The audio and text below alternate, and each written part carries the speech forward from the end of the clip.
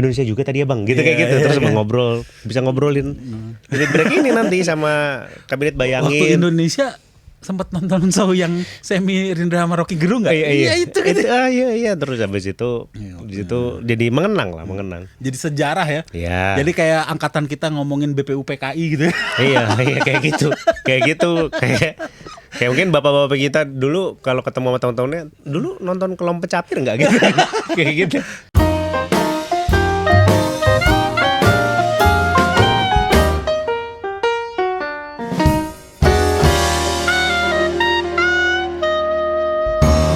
Bismillahirrahmanirrahim.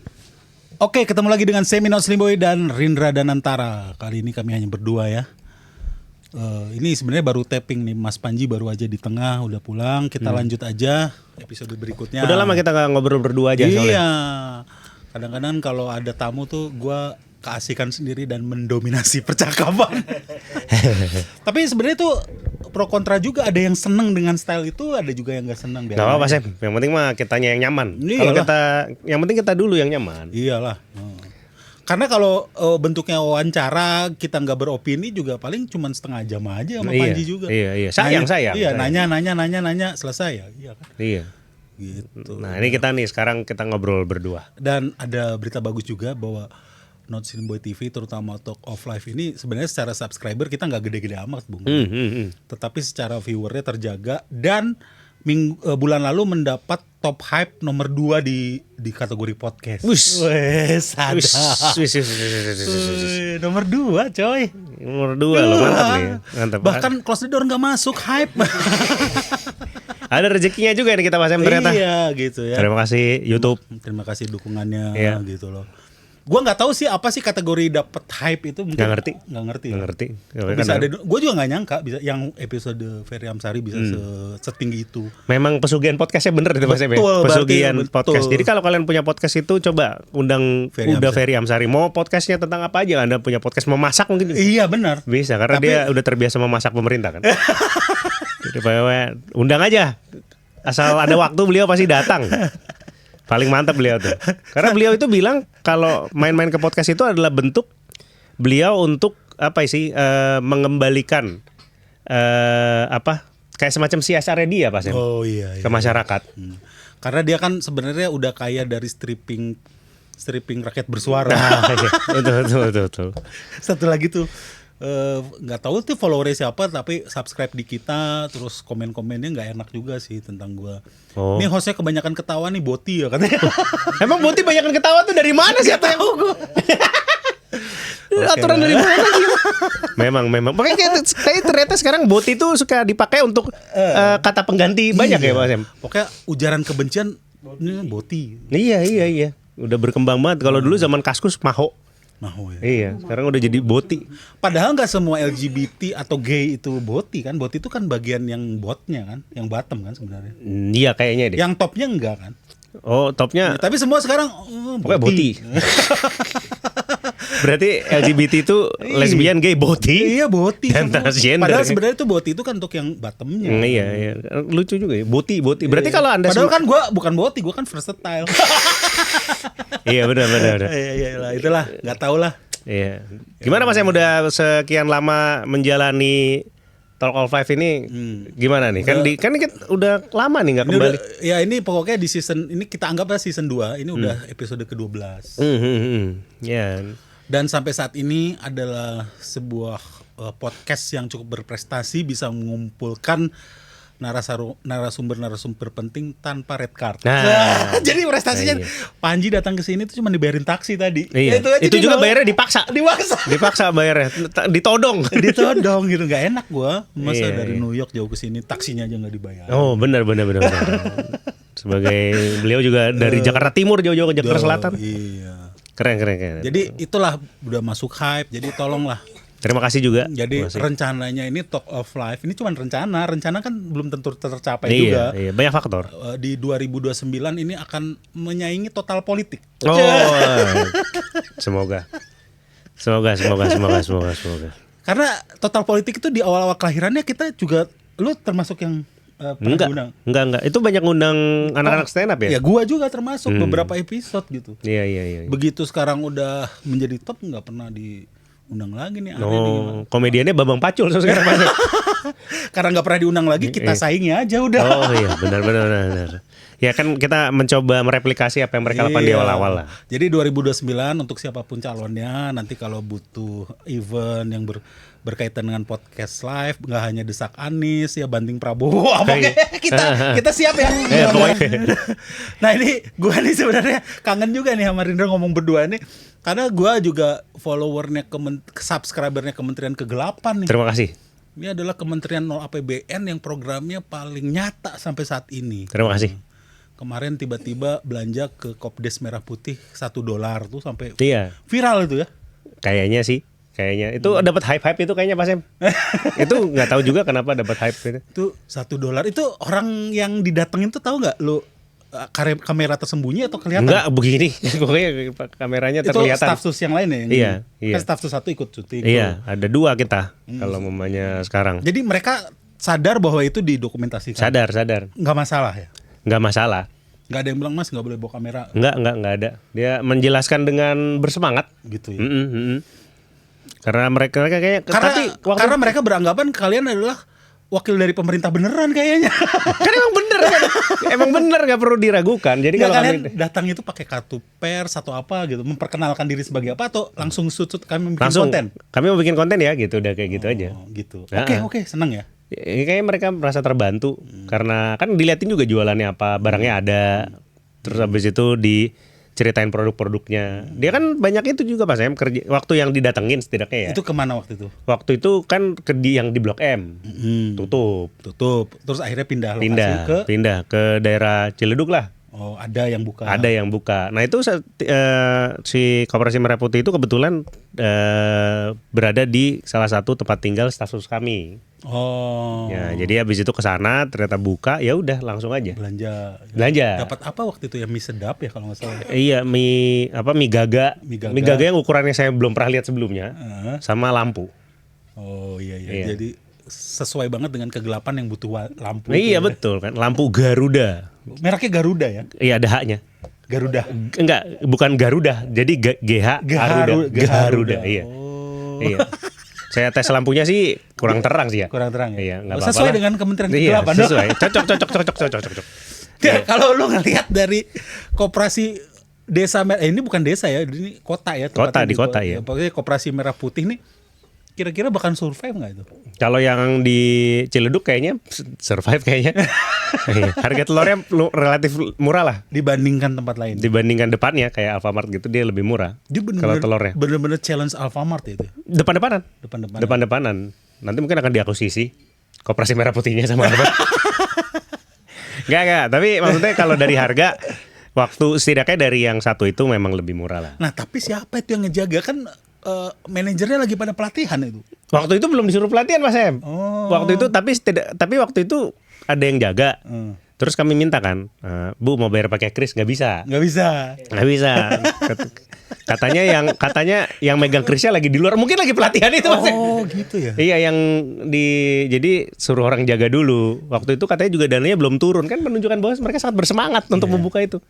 Tapi maksudnya gimana ya? Gue nggak jelas sih sebenarnya, itu kan katanya ada penempatan dari dana desa yang akan diinvestasikan ke situ, tapi gedung-gedungnya itu udah berdiri pakai orang-orangnya juga nalangin dulu. Iya, nolangin dulu. Duh, gila ya, berani banget ya. Oh berani lah, MBG aja berani. Apalagi Koperasi MBG Merah ini Putih. juga orang lagi pada pusing kan, Lagi investornya. Ya kan? Iya, yang pusing investornya bukan penerimanya Mas, bukan penerima manfaatnya. Tapi ada juga yang kasihan tuh, salah satu investornya itu berkebutuhan khusus, tapi kalian tetap mainin tuh, tega amat. Yang mana? Oh yang itu yang sudah 7 bulan gitu. Ya kan, gimana kan dia salah satu milik SPPG. Iya. Jadi kita Yang kayak sebenarnya Ainun Najib. ya, kita baru ketabrak mobil sehingga pakai Iya, pokoknya gitulah. Kita bukan mentertawakan kebutuhan khusus dia ya. Kita mentertawakan kondisi investasi dia gitu ya. Iya, kami tuh sebenarnya waktu itu datang ke demo di BGN, kantor BGN, itu berharap ketemu yang mereka-mereka itu. Nggak ada. Justru ternyata udah ganti hari beda. Yang demo tuh justru yang kayak menolak MBG. Oh, menolak. Iya, yang menolak MBG. Kami tuh sebenarnya demo pengen ketemu si yang kayak orang-orang itu yang udah bikin dapur SPPG. Rumah Pak RT saya tuh udah jadi SPPG, Pak Sem. Oh gitu. Heeh, tapi nggak pernah ada kegiatan. Kayaknya juga dia demo juga ke sana ya. Yang punya nggak tahu rumahnya disewa atau gimana lah. Tapi yang terakhir dibocor alus itu ada yang demo pro MBG itu ternyata adalah pegawai dari SPPG-nya gitu. Iya. Terus katanya ada keterlibatan juga jemaat gereja. Oh iya. Banyak ya. Kayaknya menyentuh berbagai lini nih. Iya, jemaat gereja yang katanya diajak dan dikasih uang. Aduh, itu memalukan tuh. Gereja mana? Iya. Gue sebagai orang Kristen, aduh, kok gue nggak tahu gitu. Di mana tuh ada undangannya? Tapi lucu soalnya itu pengen sih ketemu nanti kapan lah kalau ada demo tolong info ke kami. Kami tuh tadinya pengen itu Pak Sam yang Tapi Anda tuh di pihak yang pro atau gimana? pro, saya pro MBG. Pro MBG. Pokoknya pemerintah bikin apa kami pro. Tapi itu program yang kacau sih. Walaupun Anda pro, harusnya tetap pelaksanaannya yang kan gini, benar yang harus dikritisi kan pelaksanaannya Pak Sam. Iya, Kalau itu kami kan sampai- selalu kan kalau pelaksanaannya memang diakuin kan kacau balau. Itu sampai seompreng-omprengnya dikorupsi loh. Iya makanya. Jadi si Dadan atau siapa bikin perusahaan sebagai supplier ompreng. Iya. Gila, memang gila itu orang. Iya. Jadi dulu tuh sebenarnya nih kita buka-bukaan aja. Kami tuh pernah ditawarin sebenarnya bikin di daerah Sumatera Barat, pernah ditawarin. Nah, terus kenapa nggak ambil? Nggak, waktu itu kayaknya kalau bikin kan udah ini Pas udah gelombang bukan gelombang pertama. Terus kayaknya nih too good to be true lah. Nggak usah lah gitu. Nah, habis itu Untung kalau nggak nyangkut loh duitnya. ya lumayan ya. Kan itu jadi dia tuh kalau mamanya yang kami terima, itu kami bikinin dulu pas udah jadi dikasih cashback langsung. Oh gitu. Iya, tapi kan kalau too good to be true ya gimana ya Pas? Kayaknya nggak usah lah. Kenapa di cashback? Kenapa nggak langsung? Kenapa dia nggak langsung bikin kan? Iya, bingung. Jadi kayak ya tapi itu di kasus kami loh, bukan berarti mungkin bisa dipukul rata. Terus bikin lagi konten yang berikutnya adalah jalan-jalan ke tempat lingkungannya Pak Prabowo di Kertanegara dan jajan di sana gitu. Iya, jajan di sekitar Dan Pak ternyata Prabowo. harganya murah-murah ya. Murah. Dibandingkan di daerah kantor saya di daerah Bekasi, saya bandingkan itu memang murah. Murah. Kalau analisis prematur saya adalah karena di sana itu kayaknya nggak ada preman, jadi nggak ada, jadi si jualan ketoprak, jualan apa tuh nggak bayar jatah preman, jadi bisa Benar. jual. Makanya memang harus Pak Prabowo tuh harus ada di mana-mana Pak. Supaya nggak ada kayak Itu gitu-gituan. kemarin apa harga es kelapanya 10.000? 10.000. Di tempat di Bekasi itu udah 15.000. Iya, di sini 10.000 Pak Sim. Dan rasanya enak. Terus habis itu di situ ada kalau malam ada nasi goreng. Tadi kan kemarin sore. Nah, harganya startnya segituan juga. Jadi makanya Pak Prabowo itu nggak percaya bahwa ekonomi Indonesia itu gimana-gimana dan tetap baik-baik saja. Iya, di rumah saya yang di Kertanegara sekitarnya murah. Walaupun dia kan paling lebih sering pulang ke Hambalang katanya kan. Tapi kalau mamanya dia ke Kertanegara kan dia nanya kan, gimana harga sekitar sini? Tapi kan kata Masih ibunya, 15.000, Pak. Ibunya yang jual apa ya? Gudeg atau apa? Pernah nggak Pak Prabowo beli di sini? Ya nggak pernah. Nggak pernah lah. kan, yang paling anak-anak buahnya itu yang jual nasi rames itu kan. Atau nyuruh. Nyuruh, saya mau nasi bebek gitu. Nah, beli nasi bebek. Nasi bebek yang murah Tapi itu itu. memang itu kan sebenarnya daerah elit kan. Nah. Dari elit. Tapi pedagang-pedagangnya itu sebenarnya jualan untuk siapa ya? Kayaknya di situ kan banyak itu Pak, saya banyak yang kerja-kerja di sekitar situ. Terus habis itu dulu tuh sempat ada beberapa kantor-kantor kecil lah. Ya jadi mungkin yang punya rumah terus habis itu rumahnya kosong kan biasa di situ yang ada rumah kosong tuh nggak sedikit sih Pak Sam. Oh, Dijadiin kantor lah apalah gitu. Saya ngeliat sih beberapa kerja di situ, terus pekerja-pekerja yang di daerah Senopatinya apa banyak makanan situ. Yang jajan-jajan tuh ya orang-orang seperti itu kayaknya. Terus bikin konten gitu kan sebenarnya butuh dana juga minimal untuk visitnya apa itu benar-benar nol APBN. Nol APBN bayar aja makanannya. Bu, saya syuting gitu. Gua sama istri gue lihat ini Rindra nih lihat nih. Bikin konten nih kayak gini. Datang ke Koperasi Merah Putih lah apa. Emang orang gila kali. kan menggambarkan keadaan lapangan. Demo MBG lah ikutan gitu loh. Demo MBG.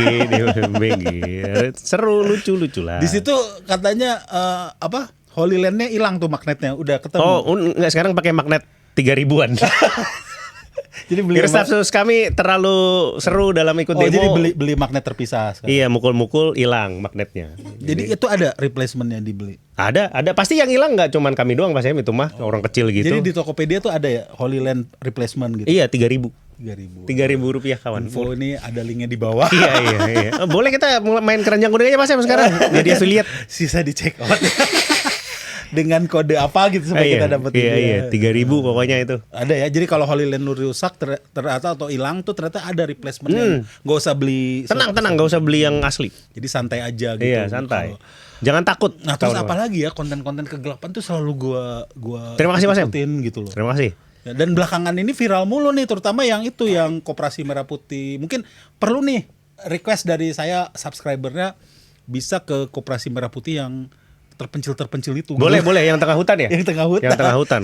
Kami tadi rasa ada lagi tuh yang di bukit di mana terus di zoom out, di zoom in itu Koperasi Merah Putih gila tuh. Iya. Pasti ada tuh nanti kami cari deh yang minimal di sekitaran Jabodetabek tapi yang kayak gitu kali. Ada yang di tengah tambak lah apa gitu.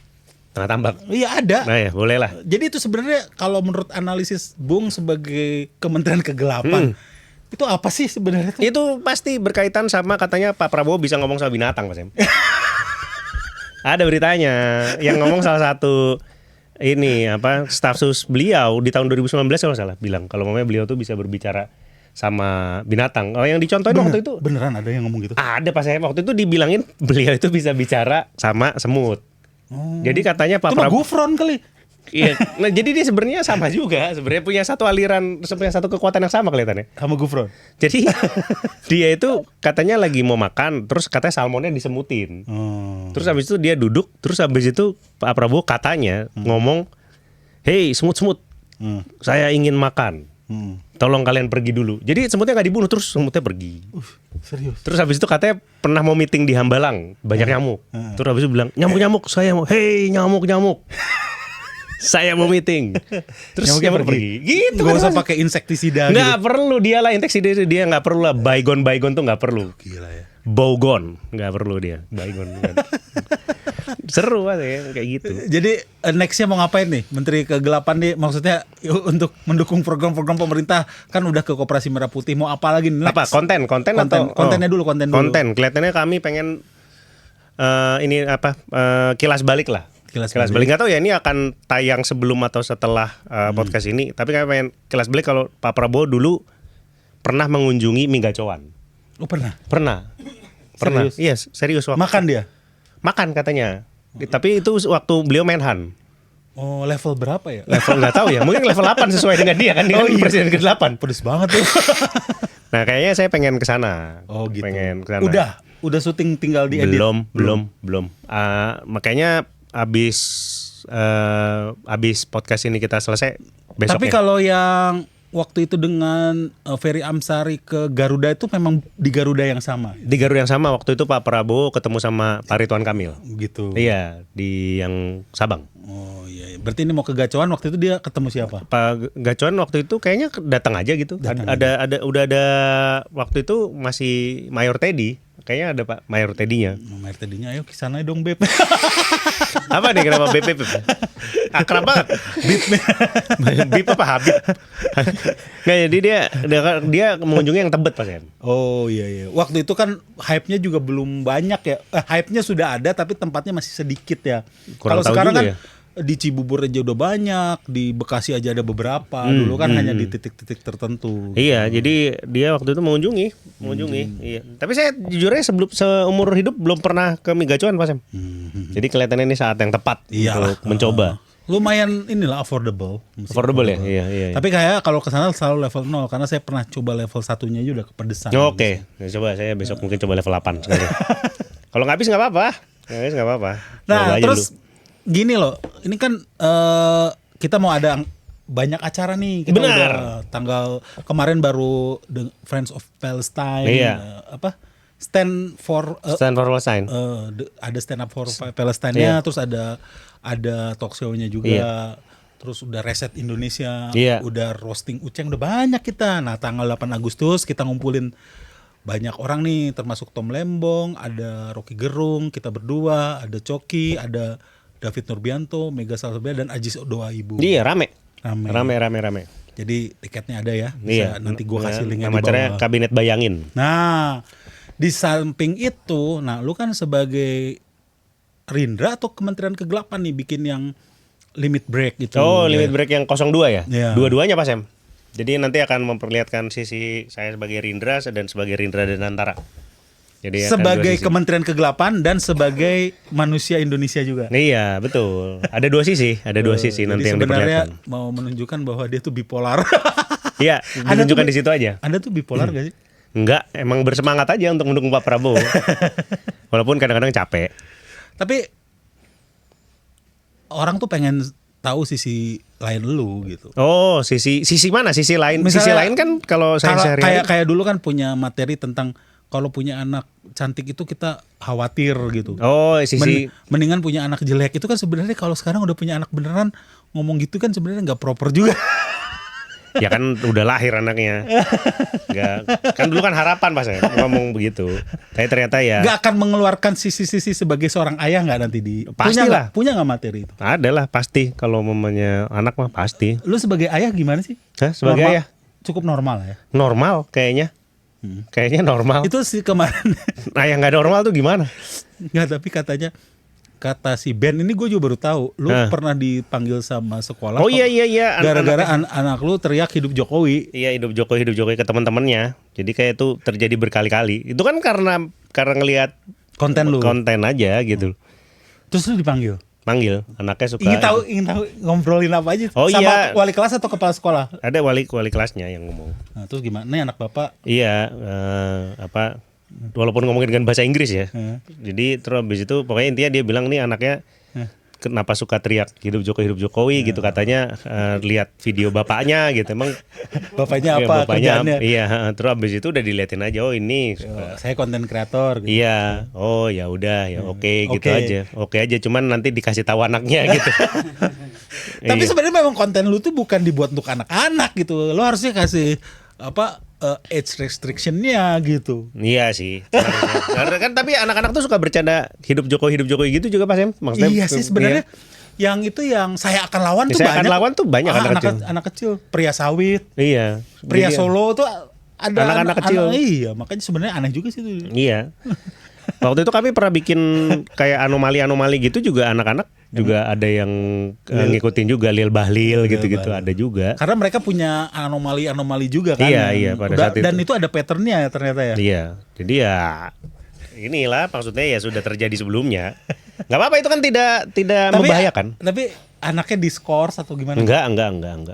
Dia bercanda-canda aja. Tapi kenapa sampai apa urgensinya lu dipanggil gitu kan sebenarnya tuh? Enggak, sebenarnya band itu bukan kayak bukan dipanggil, dikasih pemberitahuan. Terus waktu itu ada kan ada saat dimana kita ketemu sama itulah yang temu orang tua murid gitu loh Pak. Jadi bukan khusus dipanggil soal itu. Enggak. Artinya itu temu bukan hanya orang tua murid, bukan hanya Kan ada bunurin. hal yang harus diperhatikan gitu loh. Oh, jadi anak lain lah.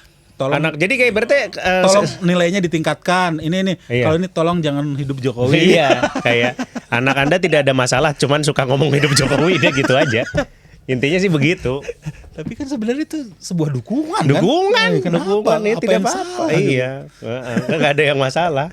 Jadi sebenarnya itu adalah salah satu yang gua kritisi juga terhadap undang-undang pemilu dan undang-undang kampanye, katanya tidak boleh melibatkan anak-anak. Itu sebenarnya harus direvisi sih. Iya. Kalau kita mau pendidikan politik sejak dini, harusnya kampanye itu justru melibatkan anak-anak. Dulu zaman zaman Orde Baru kan kalau pemilu rame-rame pakai pesta Iya. rakyat gitu kan. Ya kenapa? Berarti ini sesuatu yang salah sehingga anak-anak harus menjauhinya kayak rokok gitu kan? Iya.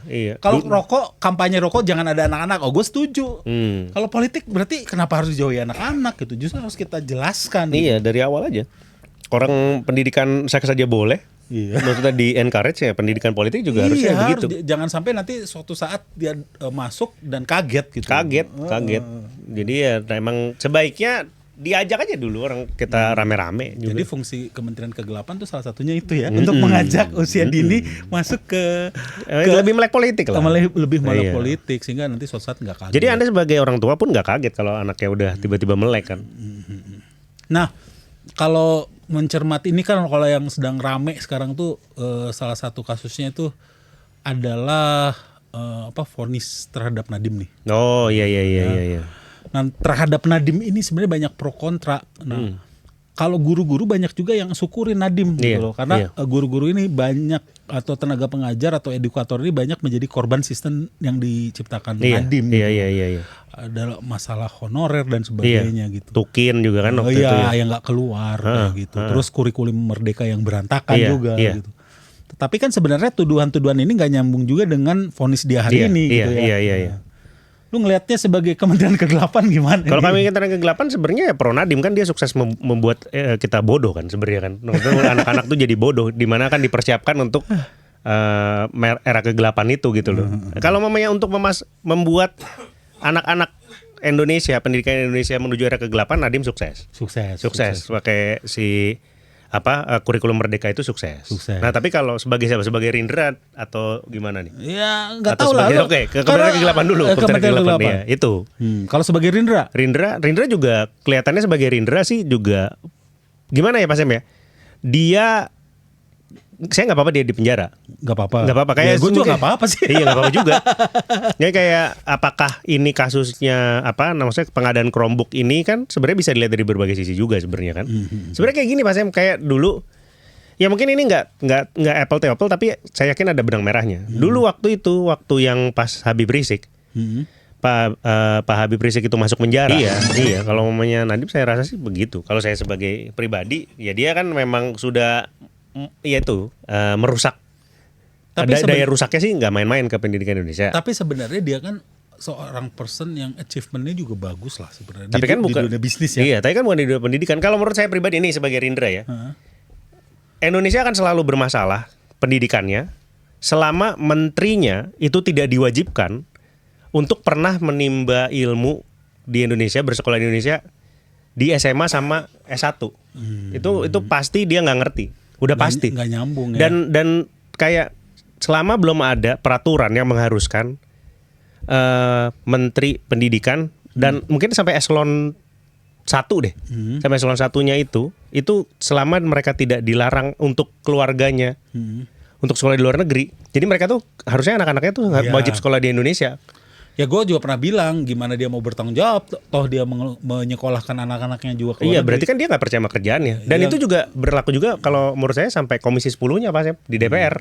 Itu juga anak-anaknya harus sekolah di Indonesia. Kalau nggak kan dia nggak tahu masalahnya.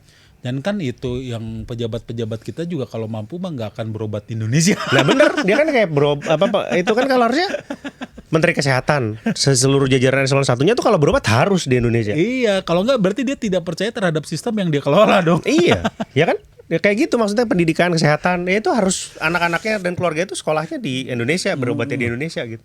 Kayak udah nasi padang juga nggak makan padang bukan gara-gara dia nggak percaya sama produknya, karena udah bosen kali. Iya, karena udah bosen kan beda kalau kayak gitu kan. Beda padang lagi gitu. Iya, santan lagi itu lain ya. Lain. Kalau mamanya kayak seorang menteri pendidikan ya harus keluarganya sekolah di Indonesia. Ya kadang-kadang gitu loh kalau Jokowi itu, kalau gue perhatikan di era Jokowi itu dia tuh suka berkumpul dengan orang-orang yang sudah punya achievement. Walaupun nggak nyambung achievementnya kan. Iya, maksudnya dia bikin staff sus muda apa dulu namanya? Iya. Staff sus milenial ya. Milenial.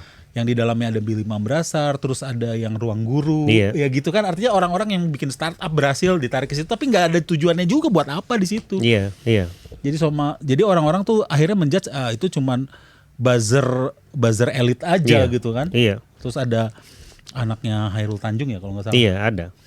Yang dia pernah bilang bahwa orang itu harus gagal dulu, seperti saya dulu pernah gagal juga dalam berinvestasi, saya mengurung diri di kamar. Anaknya Hairul Tanjung.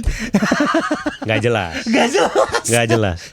Tapi dia bikin seminar tentang apa gitu. Itu ya gue bingung sih sebenarnya, namanya orang kaya ya, old money yang ya hitungannya udah bilioner lah ya bapaknya. Bikin seminar kayak gitu ya sah-sah aja. Gue yang bingung tuh orang yang datang dan beli gitu. Aku ingin mendengar. Itu apa gitu tujuan dari dia gitu. Kalau siapa itu yang investor siapa itu kemarin yang sempat kasus juga tuh, yang pernah nanyain tentang McLaren lu warna apa itu siapa? Timothy Ronald ya. Wajar sih kalau dia menjual mimpi gitu loh. Maksudnya lu bisa begini orang akhirnya beli kelasnya dia gitu kan. Kalau anaknya Hairul Tanjung tuh apa yang lu harapkan gitu? Iya. Pasti kan dia. Saya pengen denger tips bangun pagi dari orang kaya gitu. Gitu kan kalau Timothy Ronald kan wah, walaupun dia menjual mimpi juga kan, wah bisa lo main kripto atau kayak gimana lah, walaupun itu sebenarnya bokis lah. Iya. Tapi masih jelas gitu loh. Apa tujuan gua nih ini anaknya Hairul Tanjung terus lu beli seminar itu lu buat apa gitu. Iya kayak. Kalau zaman kita tuh siapa? Anthony Salim bikin seminar. Iya kayak ini apa yang kita harus petik dari sini gitu. Dari Anthony Salim gitu loh. Dia lahir juga bapaknya udah punya Indofood. Iya benar. Apakah kita pengen tahu preferensi rasa Indomie Anthony Salim kan gitu? Iya gitu ya. Iya. Kesuksesan Anthony Salim ya dia anaknya Lim Sio Leong gitu kan. Iya. Gimana? Kalau belajar dari Lim Sio Leong atau dari Eka Cipta itu lebih oke. Iya, gitu. betul. Benar nggak? Iya benar. Tapi ya kalau mamanya kayak ya itulah maksudnya. Tapi menurut saya sih menarik Mas. Kalau dibayarin saya mau. Mau ya? Mau pengen tahu dia. Iya kalau dibayarin kan. Iya, kalau nggak dibayarin mah sih gue juga mau lah. Pasti buffetnya enak sih itu. Iya. Kalau udah seminar kelasnya anak Hairul Tanjung. Iya benar. Terus gimana nih? Kayaknya kita ini sebenarnya oksimoron juga sih Bu. Oksimoron kah? Apalagi lu. Kenapa tuh? Indonesia hancur gitu. Tapi lu jualan tiket, gimana harapannya orang biasa beli tiket, orang udah mau hancur? Kan mau hancur belum hancur Mas. Belum hancur. Sebelum hancur beli tiket dulu. Kita rayakan kawan, perjalanan menuju kegelapan ini. Gitu. Jadi setidaknya sebelum gelap-gelapan Bisa tertawa dulu lah gitu loh. Lu beli tiketnya limit break dan kabinet bayangin dulu. Bisa lah. Jadi ketika Indonesianya udah bubar, kita ada yang bisa dibahas. Itu yang dibahas. Gitu kan. Jangan cuman kayak nanti nih taruhlah berapa tahun lagi nih ya kalau memang ternyata cuman hancur dan tidak bangkit lagi. Taruhlah nanti jadi kenangan kita terhadap Indonesia nggak ada gitu. Ya udah gitu aja. 20 tahun lagi gitu kan tiba-tiba ketemu di mana yang tadinya mungkin itu tadinya Bandung terus sekarang udah jadi apa. Terus habis itu kita ketemu di situ. Ngobrol-ngobrol loh. Indonesia juga tadi ya Bang, gitu kayak gitu. Terus ngobrol, bisa ngobrolin. Jadi break ini nanti sama kabinet bayangin. Waktu Indonesia sempat nonton show yang Semi Rindra sama Rocky Gerung nggak? Iya itu. Iya. Terus habis itu, di situ jadi mengenang. Jadi sejarah ya. Iya. Jadi kayak angkatan kita ngomongin BPUPKI gitu. Iya kayak gitu. Kayak mungkin bapak-bapak kita dulu kalau ketemu sama teman-temannya dulu nonton Kelompok Capir nggak gitu? Kayak gitu. Kayaknya Eki aja nggak tahu Kelompok Pencapir lu tahu? Nggak tahu. Iya. Kelompok Pencapir. Udah lama ya, Kelompok Pencapir itu kelompok pembaca pirsawan kayak gitulah iya, bentukannya. Dan pemirsa terakhir pemirsa gitu. Jadi orang-orang desa itu disuruh, ya itu sebenarnya propagandanya Soeharto juga. Iya. Tapi lu untuk umur lu termasuk update juga sih. Apanya? Kelompok Capir. Yang cerdas cermatnya pakai kentongan kan, Tong? Iya, pakai kentongan. Ada dulu. Tapi memang zaman Orba udah di ujung. Zaman Orba tuh absurd sih sebenarnya. Kalau dipikirin sekarang tuh ini memang gila Soeharto tuh. Memang gila jadi. TV-nya cuma satu. Iya. Iya kan? TVRI. Suka buat singkatan dulu. Tahu nggak? Dulu tuh semua TVRI itu ada acara misalnya pembinaan bahasa Indonesia, bahasa Inggris bersama. Lu tahu nggak Anton Hilman? Tahu nggak? Tahu kan? Iya, masih di ujung-ujung. Iya, Anton Hilman. Sebelumnya ada namanya Nisrina Nur Ubay. Nah, nggak tahu kalau itu. Itu belajar bahasa Inggris. Tuh bayangin dah, TV-nya cuma satu TVRI. Berarti dari Sabang sampai Merauke itu nonton jam itu belajar bahasa Inggris. Iya. Habis itu dibikin bayangin ya ada orang baru mulai itu kan sore-sore itu. Iya. Ada orang baru anak SMA keluar pulang sekolah nonton belajar bahasa Inggris nyambung. Iya. Yang pulang baru nyangkul nonton TV belajar bahasa Inggris juga. Iya. Kan daripada nggak ada hiburan kan yang penting ada suara kan dulu kan.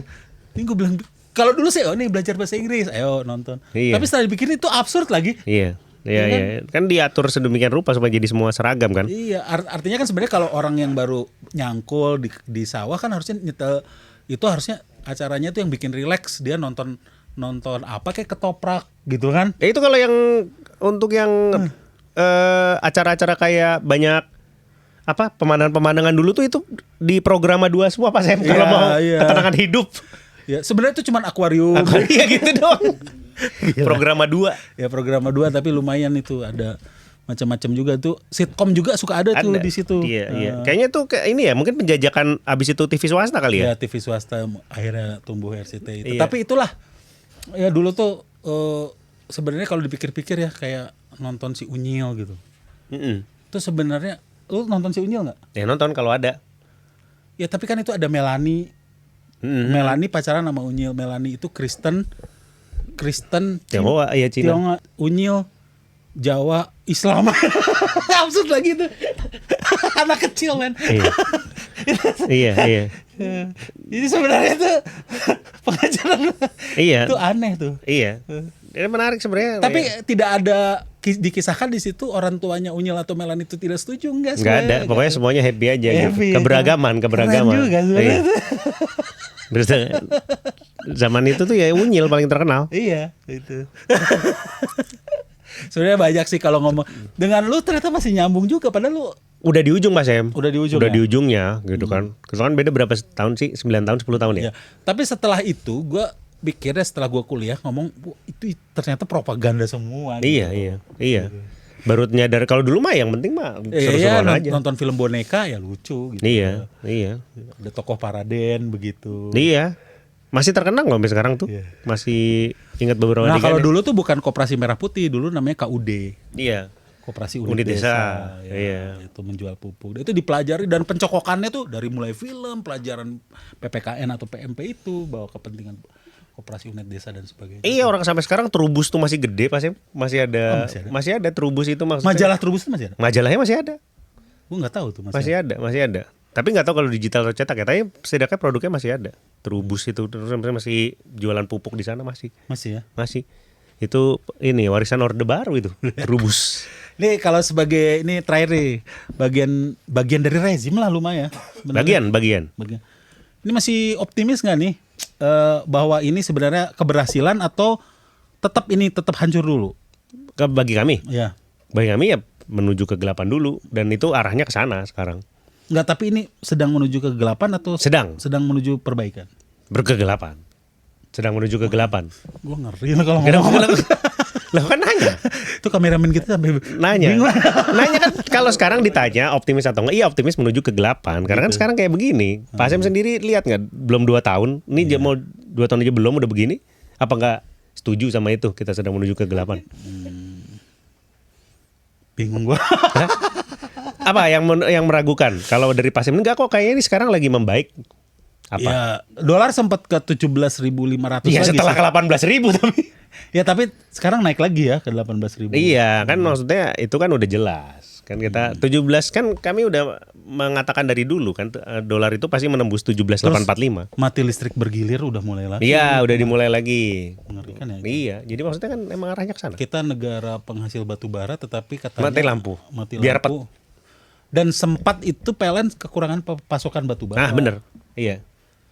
Itu gimana ceritanya? Pak, karena katanya sih gara-gara lebih enak jual keluar karena harga dolar itu gitu sebagai komoditas. Iya kan bilangnya begitu. Tapi kan masalahnya kan kayaknya kita tuh nggak ada itu pas kayak maksimal ngeruk berapa gitu nggak ada. Ambil aja udah. Iya. Iya. Dandi juga pernah cerita bahwa kita tuh nggak pernah menghitung dan kalori kita sebenarnya batu bara juga secara kalori Ya juga nggak terlalu bagus juga. kualitasnya jelek. Iya, Ya. kualitasnya nggak terlalu bagus. Jadi jual. Yalah mengerikan. Tapi gini loh, sekarang Bahlil juga banyak diglorifikasi oleh netizen malah lucunya gitu. Padahal Ya benar. Kan orang udah akhirnya semua diketawain aja Pak Sep.